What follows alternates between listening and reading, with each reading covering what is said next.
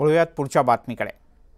बॉलिवूड अभिनेता गोविंदा गुडघ्याला गोळी लागून जखमी झालाय। परवानाधारक रिव्हॉल्वर साफ करताना चुकून त्याच्यातून गोळी सुटली आणि ती गुडघ्याला लागली। गोविंदाच्या परवानाधारक रिव्हॉल्वरमधून ही गोळी सुटून त्याच्याच पायाला दुखापत झाली आहे। गोविंदा यांच्याकडे परवाना असलेलं रिव्हॉल्वर ते तपासणी करत होते, साफसफाई करत होते, त्यावेळेला ही घटना घडली। पहाटे 5च्या सुमारास ही घटना घडल्याचं कळतं। पायाला गोळी लागल्यानं मोठ्या प्रमाणात रक्तस्राव सुद्धा झालाय। गोविंदाला अंधेरीच्या क्रिटिकेअर रुग्णालयात दाखल करण्यात आलंय। त्यांची प्रकृती सध्या स्थिर आहे। गोळीबारानंतर पोलीस घटनास्थळी पोहोचले आणि त्यांनी गोविंदा यांची बंदूक ताब्यात घेतली। या प्रकरणाचा तपास सध्या सुरू आहे।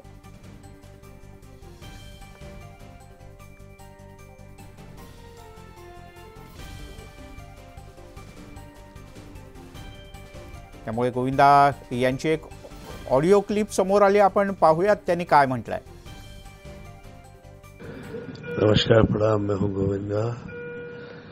आप सब लोगों के आशीर्वाद और माँ बाप का आशीर्वाद और गुरु की कृपा की वजह से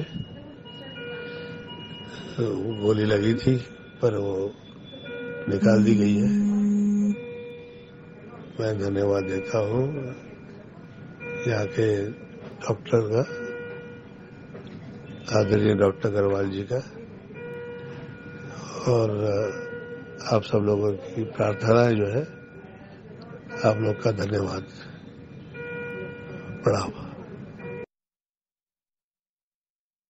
एकनाथ शिंदे यांनी अभिनेता गोविंदा यांच्याशी फोनवरून चर्चा केली, तब्येतीची विचारपूस केली आणि मुख्यमंत्र्यांनी गोविंदा यांना काळजी घ्यायला सांगितलंय।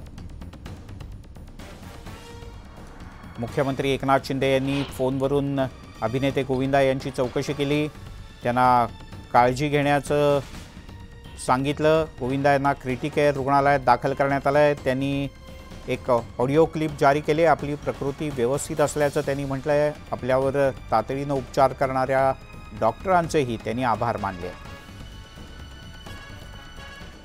विधानसभा निवडणुकांच्या तोंडावर राज्य शासनाकडून नव्या महामंडळाची निर्मिती करण्यात आली आहे। नाराज आमदारांना खुश करण्यासाठी महामंडळाच्या संख्येत वाढ करण्यात आली असून बड्या नेत्यांचा पुनर्वसन करण्याचा महायुती सरकारचा प्रयत्न सुरू असल्याचं विरोधकांचं म्हणणं आहे। विविध समाज घटकांच्या मतावर ही सरकारचा डोळा आहे। नाभिक, सोनार, तत्सम जातींसाठी वेगवेगळ्या महामंडळांची रचना करण्यात आली आहे। आता आचारसंहितेच्या तोंडावर महामंडळांना निधी किती आणि कसा मिळणार याबद्दल सुद्धा शंका उपस्थित केली जाते।